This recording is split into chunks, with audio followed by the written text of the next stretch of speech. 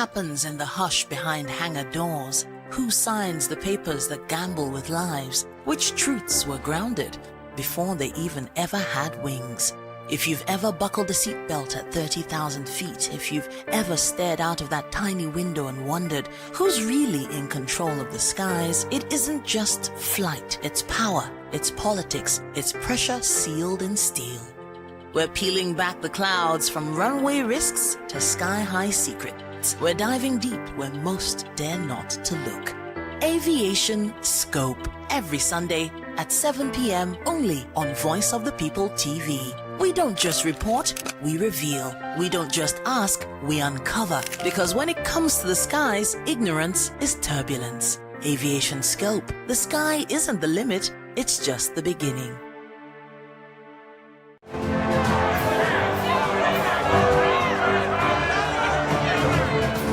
Do you want your voice to be heard?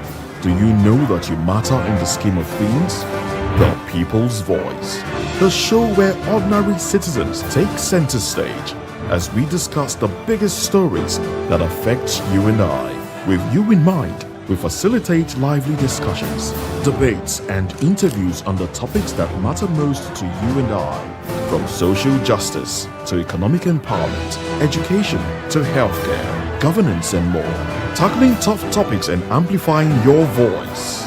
Join the conversation and make your voice count. The People's Voice. Make your voice count. In a world where power shifts with every headlines, news breaks and events happens, we bring you unbiased and explicit information on politics, economy, and state of the nation. We break down the chaos. Facts, not fluff. Truth, not spin. We discuss not just politics, but a glimpse into the future. Voice of the People Television. Now you have more than a voice. The red carpets, awards, the razzmatazz, music, fashion, interviews, and more. Spotlight on Voice of the People Television. Let's feed you with all the juicy stories in the global entertainment space, bringing you the glitz and glamour as they hot. Stay tuned to Spotlight, 1 p.m. Monday to Friday. Spotlight on VOP TV. Entertainment like never before.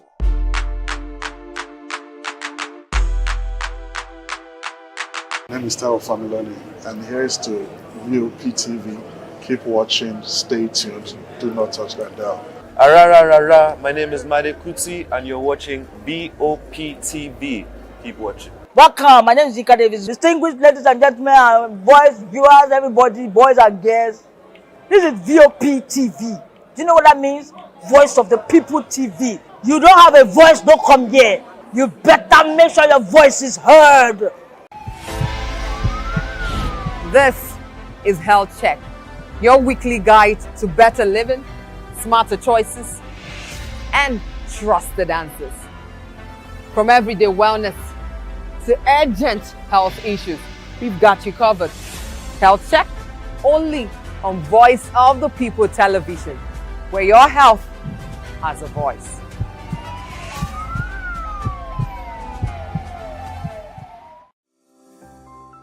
VOP TV. Now you have more than a voice.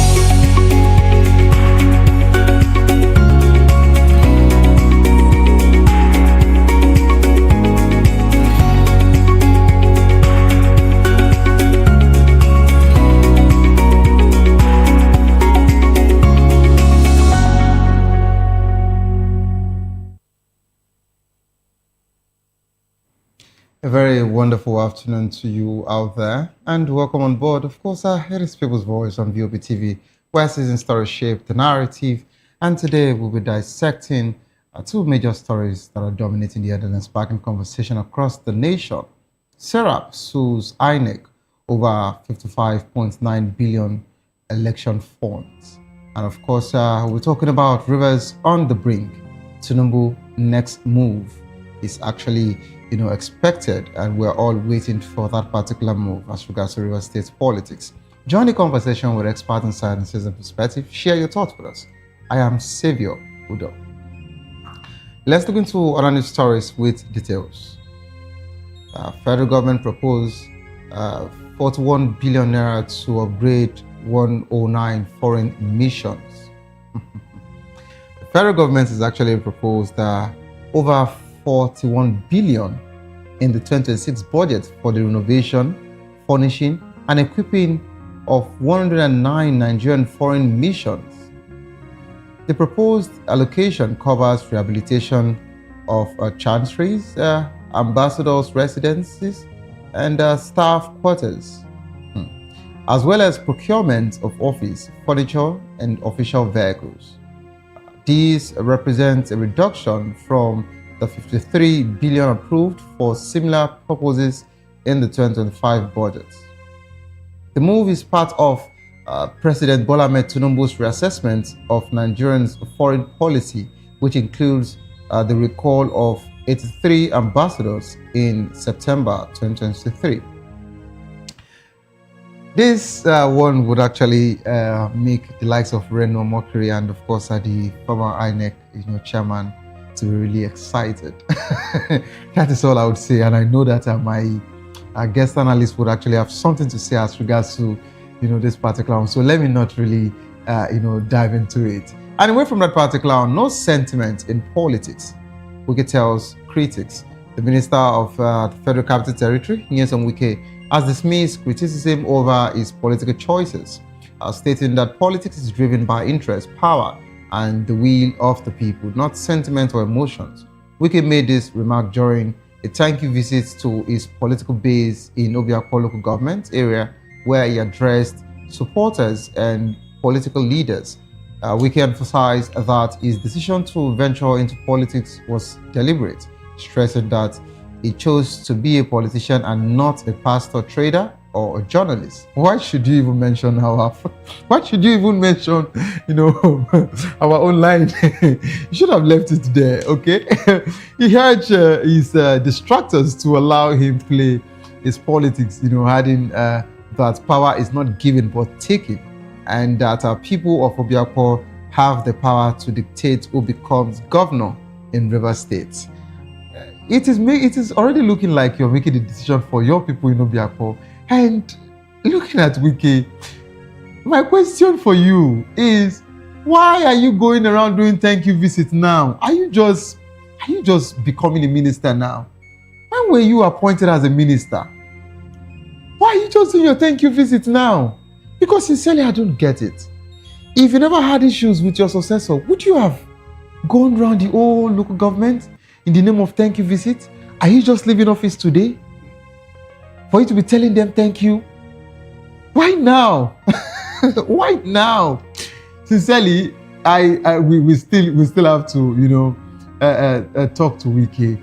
Wike, you have to calm down. I saw so many memes on social media as regards to someone wrote, ever since I have known this man since January to December, this man has not rested.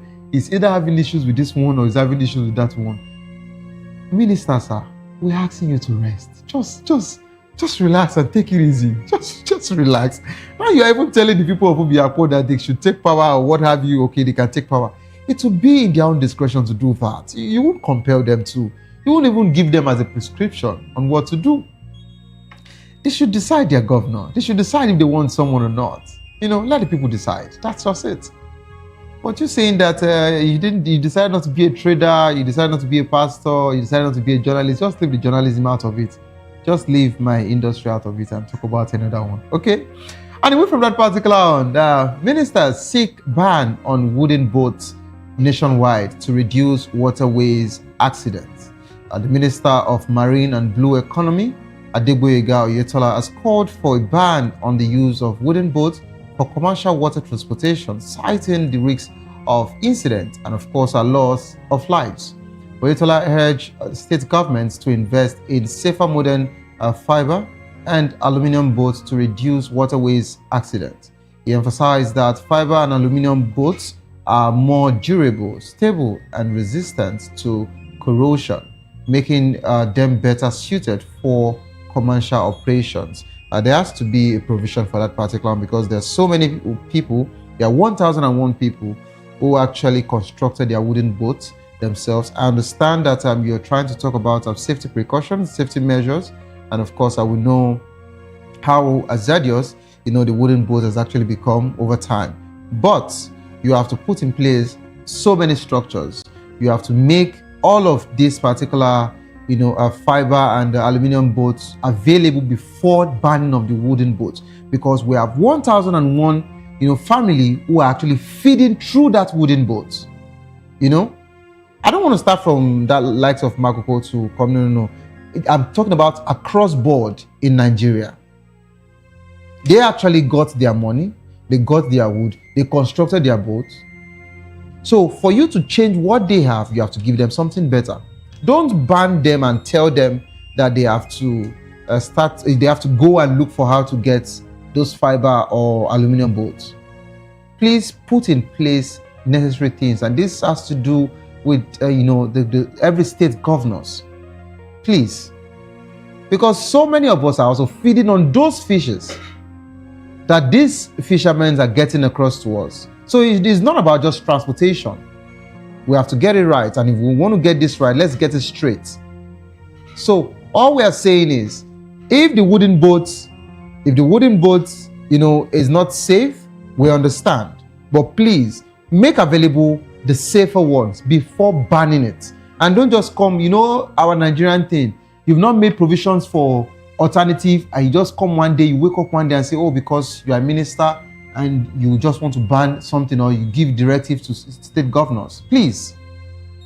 So many people are actually feeding on that particular boat as regards to, doing little transportation from here to there, picking people.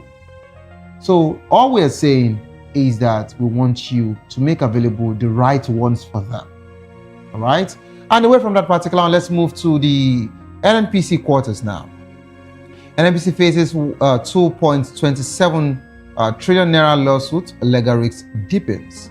The Nigerian National Petroleum Company Limited is facing potential legal exposure of 2.27 trillion in pending lawsuits, according to its 2024 annual report.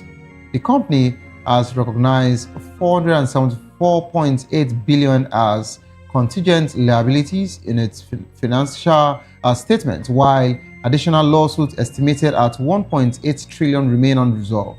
This significant increase in legal claims poses potential risks to the company's balance sheet, future cash flow, and investment plans. I don't know why NNPC is always laced with things like this, but I would allow my guests to actually weigh into this particular one. And a very sad one here. Chimamanda's lawyer demands answer from Lagos State Hospital over son's death. Lawyers of renowned author Chimamanda Adichie have written to Irocare, multi-specialist hospital in Lagos, demanding answers over the death of our 21-month-old son, Nkanu Nnamdi. The child died on January 7th, 2026 after undergoing procedures at the hospital. The lawyers alleged that the hospital and its medical personnel breached the duty of care, citing concerns over the use of propofol, inadequate monitoring, and failure to provide informed consent. The hospital has since suspended the anesthetics specialists, and of course are involved, and they're also cooperating with the government, of course, at investigating the Lagos State's. They've been cooperating, of course, with the Lagos State government in investigating the situation, of course, and the Lagos State government has also weighed into this by saying that they'll get to the root of the matter, because the governor has actually given a strict directive that investigations, needs to be carried out, and it needs answers as soon as possible. All right. All I would just say as regards to this particular one, first, it's quite, a very sad one, and this is not just because it's about Chimamanda. So much is happening to every other persons, in this country. So, of course, because this is someone that you might actually call, a very special person in the country, maybe that's why we're actually taking this particular one serious. But I would want, a balanced government where our government needs to look into, this situation of some health, sectors where they practice this, criminal negligence or whatsoever we're going to call it, as regards to not, paying attention or doing what is right for patients. And when situations like this happen, of course, for a common man, how much do they have? Talk less of getting a lawyer. How much can they pay a lawyer to sue, any hospital? So, in as much as this is actually coming out today, but I would also want the government to really take their time to look into our health sector across board. And this is not just about Lagos, in Nigeria to be precise. In Nigeria, because so much is also happening in different general hospitals that we can talk about. So much. So it's not just about this. Let's also look into it so we can have a balanced government. So it shouldn't look as if, it is when something happens to someone who is more popular or who is, an elder state person or someone who looks like a VIP in the country. That's when some situations, seem to look like some system or some, government are working. But when it happens to a common man, it looks like, nothing has happened, and, the world moves on, the country or the state moves on like nothing ever happened. That's what we're just saying here. And away from that particular one, Kano to train 50,000 youths in skills acquisition program. The Kano state government has announced plans to train their youths in skills acquisition program to curb unemployment and promote economic self-reliance. Okay, Governor Abba Yusuf disclosed this initiative aimed at equipping young people with practical skills to contribute to the state's economy. This move is part of the government's strategy to combat poverty and, of course, our youth restiveness. But away from this particular one, I would also talk about the same Kano situation. Presently, I am told that Kano State Government House is heavily guarded as we speak. And this particular incident, happened 2 hours ago. This is, of course, at least 15 minutes past, 4 p.m. And as we speak, Kano State Government House is fully guarded. Some of my sources, of course, I saw it in some reliable news spot, but of course, I've made my calls, and some of my sources are saying that Governor Abba would be decamping either today or tomorrow. We don't know, but why the armed men, surrounding the government house, we don't know. But let's see what will happen in the next 24 hours. And of course, I'll be here tomorrow to talk about it, should in case the body language changes from NNPP to the APC or wherever it wants to be. To join the conversation, kindly call the number 09044732605, 09044732605. And of course, you can drop your WhatsApp messages as well there.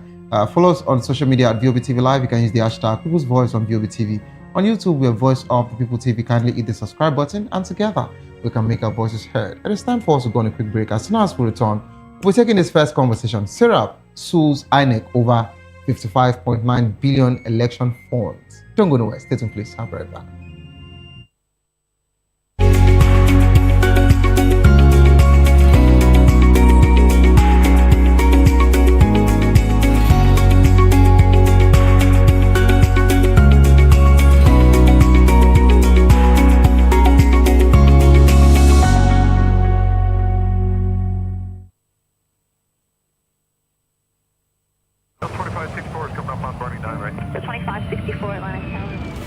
What happens in the hush behind hangar doors? Who signs the papers that gamble with lives? Which truths were grounded before they even ever had wings?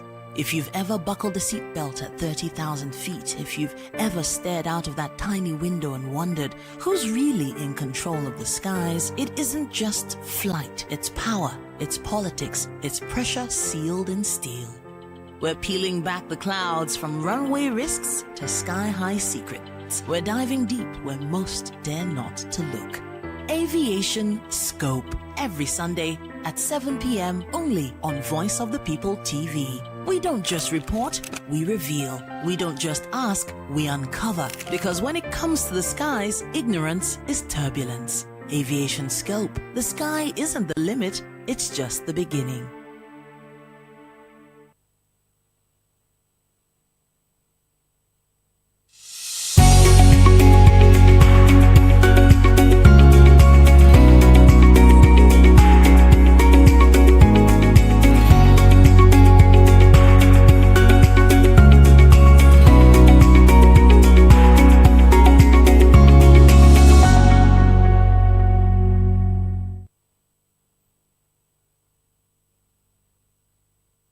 Welcome back to the program, It is Still People's Voice on Voice of the People Television. The Social Economic Rights and Accountability Project, SERAP, has filed a lawsuit against the Independent National Electoral Commission, INEC, over its alleged failure to account for 55.9 billion meant for the purchase of election materials for the 2019 general elections. SERAP is seeking a court order to compel INEC to account for the missing funds and disclose the names of contractors paid, including their directors and shareholders. The lawsuit cites a 2022 audited report by the Auditor General of the Federation, which alleges that INEC made irregular payments over 5.3 billion to contractor for smart card readers without prior approval. Other alleged infractions include INEC paid over 331 million to contractors under unclear circumstances, 4.5 billion paid to 6 contractors for ballot papers and result sheets without documentary evidence. INEC failed to deduct and remit over 2.1 billion in stamp duties. Of contract worth over 41 billion awarded for printing election materials without due processes. SERAP argues that INEC's failure to account for the funds undermines Nigerians' rights to participate in free and fair elections. We're now being joined by Mr. Ekundayo Lawa, a social and political analyst. You're welcome on board, sir. Thank you. Good afternoon. Good evening. I know the setup is really affecting you, but of course, we're also been joined by our own Oga, of course, a seasoned reporter, a senior political analyst, Mr. Dele Fanimo. You're welcome on board, sir. Good evening, everybody. So I have so much to discuss with you today because because you have been around in these people's also their means. Until now, they are still stealing. They are not accounting for anything. How long will this particular thing continue in this country? Well, there is no consequence for infraction. More criminals would come to the fray. That's the only reason. Because if important people, billionaires, are caught stealing in China and they are executed, how much of stealing do you hear about in China? Somebody would be accused of stealing 100 billion, and the only punishment is for him to stay in an EFCC cell for 3 nights. And who knows if it is actually EFCC cell, or maybe at the middle of the night.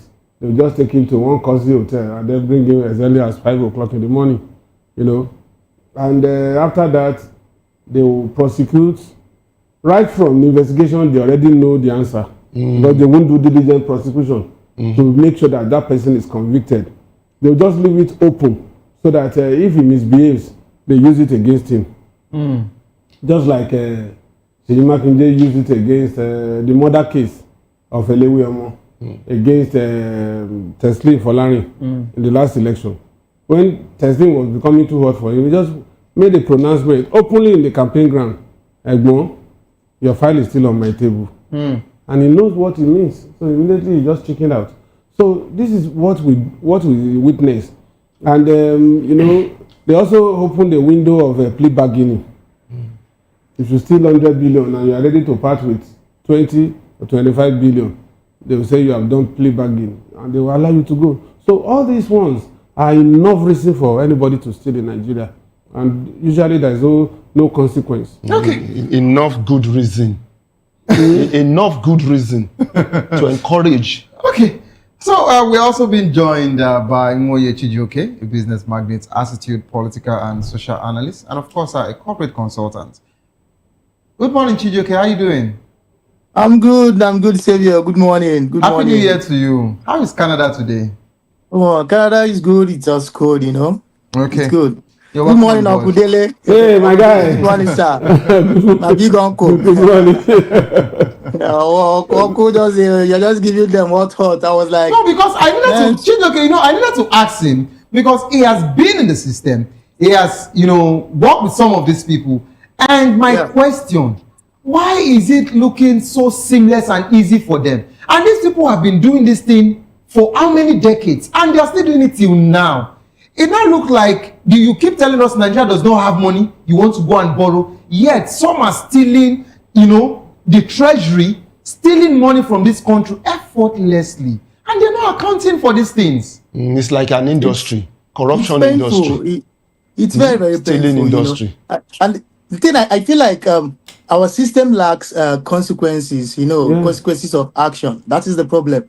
When we have a system that tolerates corruptions, a system that not just tolerates, even support and appreciates corruption. They get award once you are corrupt. And you see, I noticed that the system, how it works is that if you are in a government office and you want to actually work, you see people condemning you. They make you look like you are the bad one.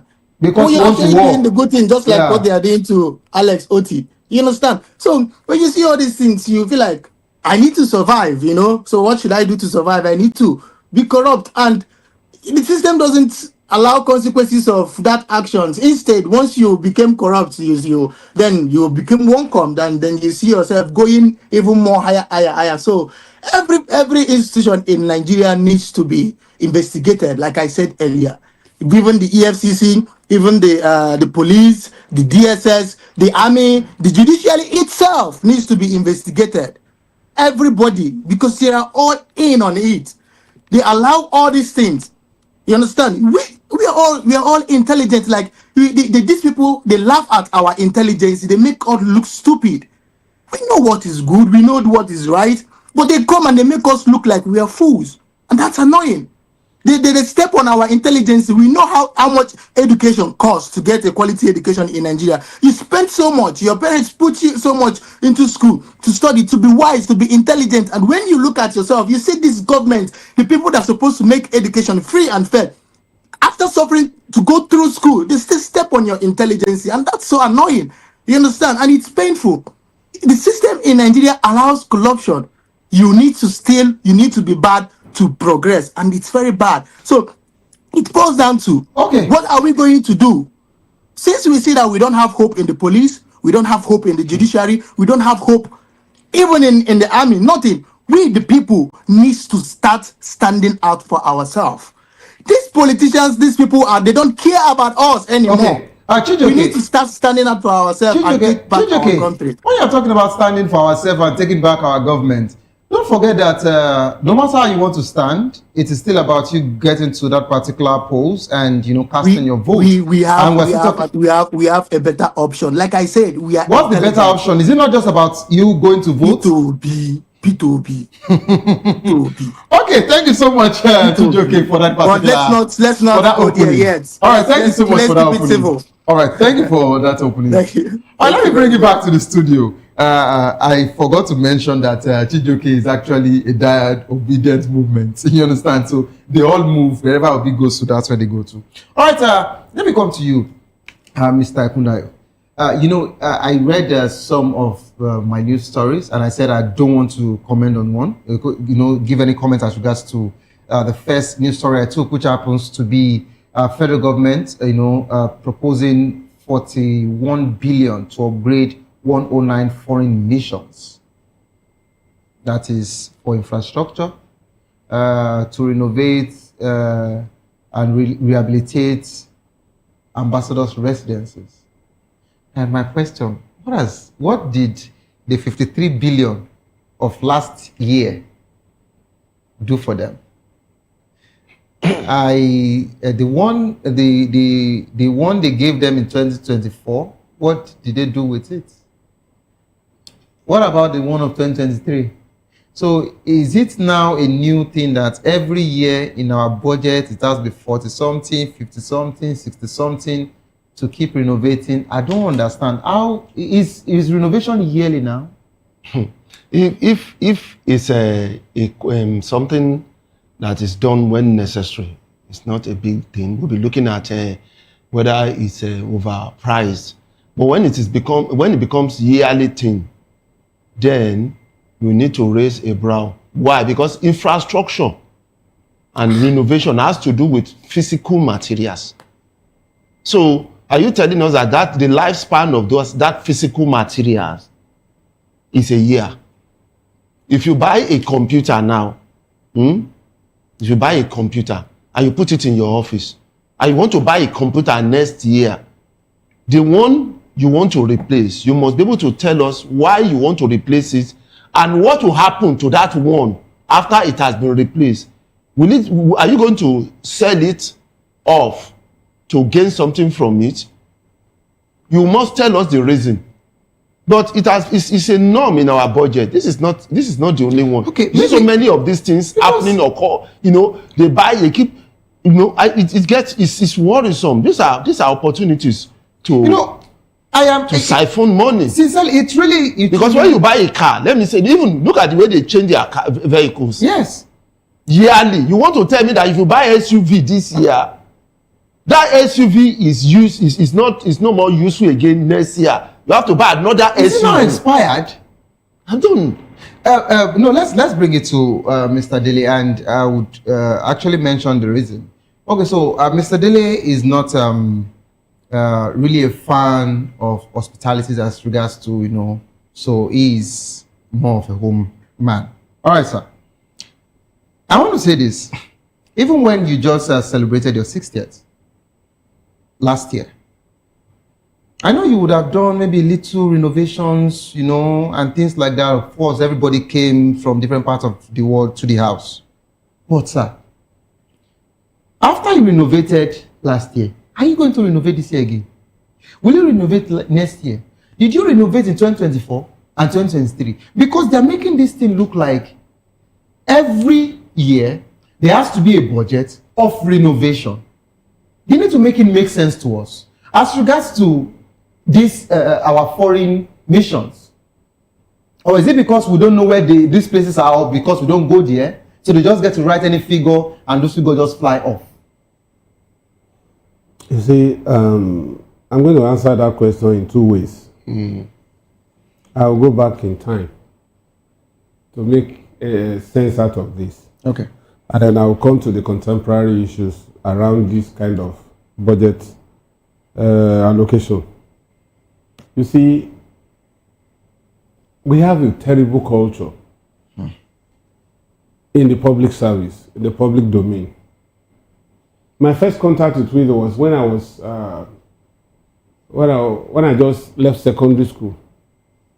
I used to have an uncle, a naval officer. As at that time, he was the director of budget, Nigerian Navy, what we would call a treasurer, or director of finance. He's in charge of naval budget. On this particular day, I went to his house, and around 7:30 p.m., there were two lorries outside his official quarters. So he came down, came to join them at the entrance of his gate. They brought a paper for him to sign. And when they brought that paper, he looked at it. It didn't make sense to me initially.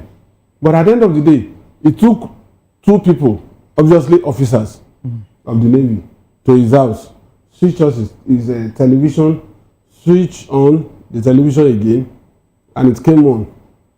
switched his refrigerator, deep freezer, and all that. He said, what am I going to do with this? Obviously, you know what happened. They budgeted for furniture and electrical gadgets for his quarters. Okay. That became a yearly ritual. So he said, why should I take this new one when the previous one you brought last year is still almost like new? And he said they should go and take it back to the barracks. So the following morning, his ADC came around and innocently, as a young boy, I now asked him, I said, did they bring your own to your house? You know what he said? He said, Oga is too stiff. I don't know what is wrong with Oga. They will bring money he will not take. Now, I have taken my own. What I will do is I will send the previous year's own to my village to go and equip my personal house. And if they bring next year, I will sell. Now, this was around the 80s when corruption has not really been entrenched to this point. Now, imagine what would have happened now. You see, our legislators are lazy. They are lazy because ordinarily, when you come up with a budget, just like companies will come up with AGM, when they run at a loss, they will not do peer review. It is the current outstanding performance that they will tell their shareholders. But when such thing comes to the newsroom, when I was a reporter in the newsroom, the way we were trained is you put 2 previous years against the current year. If whatever happened this year is lower than that of 2025 and 2024, which means that company has not made any profit. It got to a point they were running away from me. They didn't want me to come around to the AGM.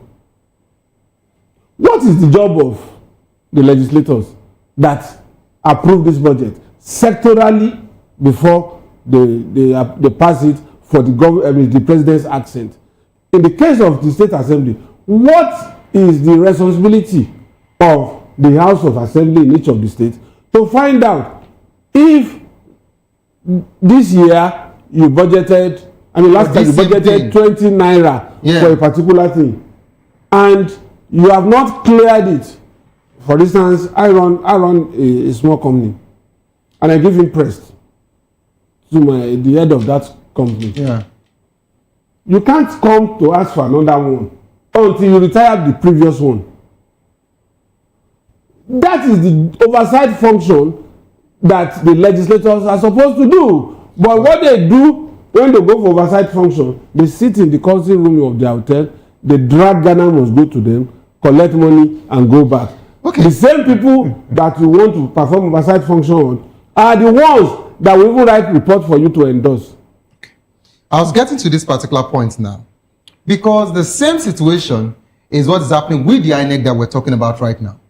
Mr. Ekundai, what implication does this alleged 55.9 billion missing funds have on the credibility of Nigeria's electoral process? But this is it. Don't forget that this particular one that Serap is actually talking about, they're talking about because it was not accounted for. But just last week, the president has approved 1.01 trillion for the election in 2026 and 2027. Which we don't even know how they want to start or where they want to start from. I know that for just this year, we have just 3 elections. For this year, we have the Abuja election, which is for the area council in February. We have that of Ekiti and Osun. That's all for this year. And of course, the 2027 general elections. So, what do you have to say as regards to? So they want to spend 1.something trillion 1.01 trillion on 3 elections. That has been approved. For 3 elections. Yeah, for this year election, hopefully 2027 as well. It's not going to be in 2027 That's- now because there'll be another budget for 2027. Of course, so but It's normal. that's what was released. So that's So it can't be for 2027. So what we're saying that 1.1 trillion is just for 3 governorship elections. No. One is not governorship. One is Abuja Municipal Area Council election. Area council election. Yes, then just 2 gubernatorials. 2, good. Let's even say 3. So what about if they want to do that 37 plus presidential in 2027? Then you ask so people like that be like about 10 trillion. You ask them ask for 10. If they bring that to budget. 5 trillion, they will tell us that they are doing us a favor. And guess what? They didn't tell us what, a breakdown of that money. This money they want to spend for that 1.something trillion. There's no breakdown. Audits from Sarah next 2 years. They don't break. We would know. Now this one, and that's why this one is easy for money like this one to get lost. Because there's no breakdown for the money. Since there's no breakdown, you have overadded. Now you declare that there will be no accountability for certain money, or you overinflate some. You can tell them you buy one laptop for 100 million. You start seeing accounts, like that. You start seeing something like that in the account. That's why money like this is equal to, because it is it's too much for them to even overinflate. They have overinflated so much that the money they're still left over. They don't know what to do with it. So where is the credibility of the government? Where is the credibility of the government? And he hasn't been running around. I don't know where they are running around. You see ICPC, you see, I don't know what exactly is going on. And do you know my fear? My fear. We are in this generation X, in which the smallest, 2 year, 3 less than 5-year-old child can easily operate your phone, can get information. They can pick up your TV, so all these things we are doing, it's like we are telling them that this is the way to go to do it. When you get there, do it this way, because they will make a reference to all these things now. That is why a serious country makes sure that anything that has to do with corruption or things like this, infractions, are adequately dealt with as a lesson for the young generation coming up, that this is the way it is done. But in Nigeria, it's totally different. We are so tired of all this, that has become a trend. Look at the one of NNPC in December. That the federal government itself, council, something that's supposed to, be delivered into the pocket of the federal government. It's not. And then you said you wrote it off. Why? Another one now. Almost all the ministry. Which one can we actually look at? Okay. Bad lessons for the young generation coming up. Okay. Bad lessons for the young generation coming up. Of course, I decided that we'll be taking this simultaneously today. I wouldn't leave one for one at all. Let's move away from that of INEC. Let's just allow the court do what they can do. Just that my issue with SERAP is that sometimes when they actually sue, a particular ministry or a commission, I love the fact that they are bringing this into, the public domain. But I would want them to really follow up. So Is it not ICPC are supposed to take it up from there? Is it not EFCC are supposed to take it up from there? ICPC are not doing anything. Oh, you are talking about your EFCC. The EFCC chairman, Mr. Olukoyede, I would have called him pastor. Of course, he's still a pastor.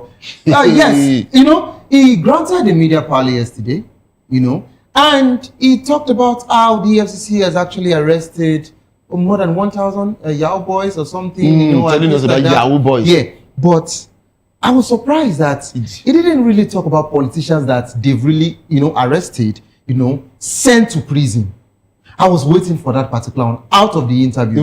But instead, the same EFCC came out and said, until court says that Yahaya Bello is found guilty, otherwise he's still a free man. Why did you put him on your own portal that he was wanted? You see, this particular situation of irregularities as regards to your justice actions, justice your speech and actions are totally different and things like that. So I would just want us to really do what is right. If Sarah is coming up to always say this, I would want some people like EFCC, YCPC to do the needful. You understand? But let's move away from that particular one. Let's talk about the situation of the president of this nation as we speak as regards to politics. Rivers on the brink. Tinubu's next move. Of course, there are so many people are actually saying, what is going to happen? We have the legislators somewhere, planning the impeachment of Fubara, and the impeachment is still ongoing as we speak. And on the other hand, Wike has decided after how many years or how long that he left government as a governor, then when he was appointed as a minister, it is now that Wike decided that let me go and say thank you. So maybe Mr. Fanimo has helped me long time ago. I did not tell him thank you then. It is now that Wike said, it's time for me to go around all the local government in Rivers to say thank you to them, And now the president is actually in a tight corner because he has the governor who is now in his party. But the same party legislators who wants to impeach the governor, and there is Wike there that has been working for him and is also his minister in his cabinet. What will the president do? Let's start with Mr. Fanimo. See, when I say it, most times people don't agree with me, but you know that it will come to pass. The point is, Wike is burning out. And I can bet you Tinubu will sacrifice him before the end of the year. He will be stranded before the end of the year. Because no right-thinking president would ordinarily put his governor from his party under the bus and bring somebody new out who is not a governor to replace him. The fact is, it pays for Fubara to recontest that election, and that is what is going to happen. But that is what Wike does not want to happen. He has forgotten that all along, it's not as if Tinubu likes Wike, but he knows he can do a job for him. He is just an employer, and Wike is an employee. And there's no way you can grow up to your employer. So the same plug that activates television, if it is deactivated, that television remains a box. Or you cut the wire. So Fubara will contest the next election, no doubt. Wow. Because economically, politically, security-wise, it pays to allow Fubara to contest the next election, because he's not going to go to Aso Rock to ask for money. He's not going to go to Aso Rock to ask for security. The human element that he requires, they are in the civil service. And as long as he still signs their check, they will be loyal to him. Those 27 lawmakers, no matter what Wike is giving them, by the time they visit Aso Rock, they will come back and sing a new tune. That impeachment is going nowhere. Thank you. Okay. Mr. Kudayo, before I go to Chijoke, what do you have to say as regards to this situation? I am of the opinion, just to say, that Wike still holds the political structure of Rivers State. I understand that he is not the executive, he's not the chief executive of that state anymore. But, of course, Wike has actually been here, he has been there. He knows how to actually organize all of this thing. Wait, I want to ask you. A man that uses a motorcade in a state where he's not a governor anymore. Now, let me tell you something. You said he holds a political structure. You know there are two structures now. One way, I'm coming. It's not possible. Okay. There are two structures now. Okay. Before, when Fubara was in PDP and Wike is in PDP, he holds the political structure of the state. Yes, because the governor is still in PDP and he has a lot of influence in PDP. He can easily run to president and say, this guy is my boy, he's still under me. Okay. I can control what I can use. But Fubara has moved to another party. Now, they are now opposition. You don't get that. So there are two structures now. There's opposition. He also still controls the APC structure. It's not true. Where is it controlling it? Where? It's not now. You have the same person that made it happen for President Bola Ahmed Tinubu in 2016. How? Who told you? At 36 states plus Abuja. Rivers State is just one state now. Have you forgotten? But he won it for him. No. If the president has won only one state, Rivers State, do you think they would have declared him as president? I'm asking you. Which is not possible. So every other governor would have said, I also contributed. That's what you are saying now. Everybody will say I contributed. Is that not it? Now, the question is, now there are two structures now. The PDP and the APC. Now, you may have influence in APC, but you won't control the structure. Now, Fubara has gone to that side. Two of you are now opposition. Because PDP, even though you are working for APC, they will still see you as an opposition officially. Is that not it? Definitely. Now, there are two structures there now. The APC structure, the PDP structure. You are using PDP structure plus the Abuja, which you are close to, Mr. President, in Rivers. Now, that thing you go to Abuja to get is already in the hands of the governor. Because it's now in APC. If they want to impeach Fubara, it's going to dent the president. If he's impeached, you don't know that. Of course. It's going to affect the popularity of the president because they say, after all, your governor was impeached. He decamped and he was impeached. Is that the way you do to people who decamp to your party? Are you getting it? Yeah. So it's going to be a problem. Now, Wike miscalculated. He didn't listen politically. He didn't watch. Now, the next thing he needs to do is to see how he can work well with Fubara. Not fight. He can't fight Fubara anymore. See, the whole structure of that state now, as regards to APC, is in the hands of Fubara. Okay. Thank you so much. So all this one is an impeachment is just a way of you cut a why is everybody towing the way of Mr. Dele Fanimu? I'm not going to accept and this. Another thing, wait, I want to say something. Okay. Do you know that for you to impeach a governor who has the backing of the president, it's difficult. Yeah. It's almost totally impossible in Nigeria. If you want to impeach a governor that has the backing of the president, it's almost totally difficult. Yeah. So okay, no problem. Chijioke, where are you? Let me hear what you have to say. Chijioke, are you in support of this panel or you are with me on this? Let us know what you are saying. The honest truth is that will Fubara be impeached? You all can read the handwriting on the wall. Okay.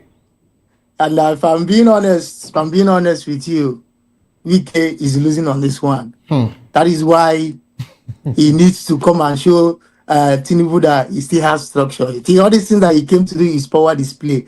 You understand? He came to tell Tinubu who is the man in charge, that I still have people that I control. But Tinubu, the Jagaban, is called Jagaban for a reason. Whether you like it or not, he's the owner of APC. Okay, Chijioke, I think I know where you're going to with this, but it's fine. And then the minister itself is an oppositioner. Is whether you like it or not, is the owner of APC, the president. Is using him all this while, and he can easily throw him away. And that is what he's going to do. So, Wike has no option rather than to take whatever Tinubu gives him, because there is no how that impeachment is going on. You know what it did? Come on. All right. Thank you so much, Chijioke. Thank you. Stay in your Canada. Don't come back to this Nigeria. Fubara is going to fight back. There's a war. Stay in your Canada so that Wike will not be for you. Second time. If you enter second time, this Fubara. If you enter second time, Wike will now know what politics is. No, but of course, Wike also did this is politics. He's going to face it. He said politics is not sentimental. He said it. He said it. Yes. He said it. So he's going to sit and he's going to play on his face. All right. Thank you so much, gentlemen. This is how far we can actually go on the show this wonderful evening. Now, Mr. Dele Fanimu, I wish I can actually call Wike and tell him, see, the person that does not like you has always been coming to my show. Go and hold him. He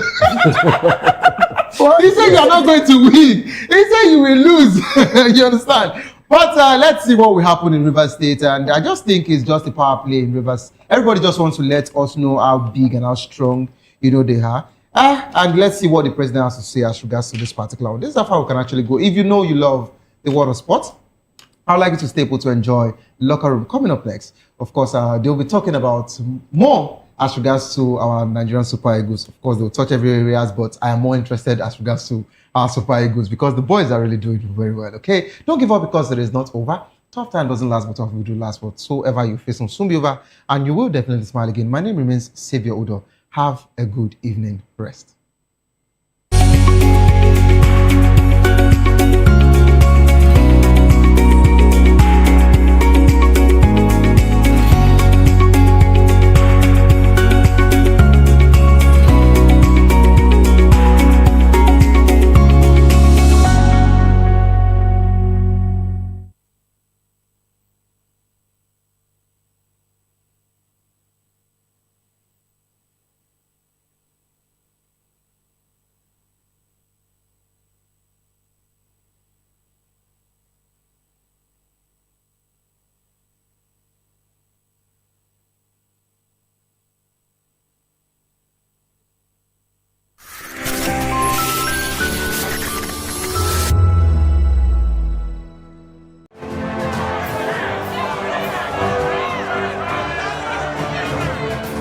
Do you want your voice to be heard? Do you know that you matter in the scheme of things? The People's Voice, the show where ordinary citizens take center stage as we discuss the biggest stories that affect you and I. With you in mind, we facilitate lively discussions, debates, and interviews on the topics that matter most to you and I. From social justice to economic empowerment, education to healthcare, governance, and more. Tackling tough topics and amplifying your voice. Join the conversation and make your voice count. The People's Voice. Make your voice count. Africa is on the move, a continent of rising voices, untold stories, and powerful transformations. From the streets of Lagos to the heart of Nairobi, from the mines of Congo to the tech labs of Cape Town, the African story is being written every day. Bold, dynamic, unstoppable. This is African News on Voice of the People Television. We don't just bring you the news. We analyze and bring you Africa's heartbeat, the politics that shapes our nations, the economies that drives our future, the cultures that defines who we are, the voice that must be heard. Africa News, Africa's voice, Africa's future. Where Africa speaks, the world listens.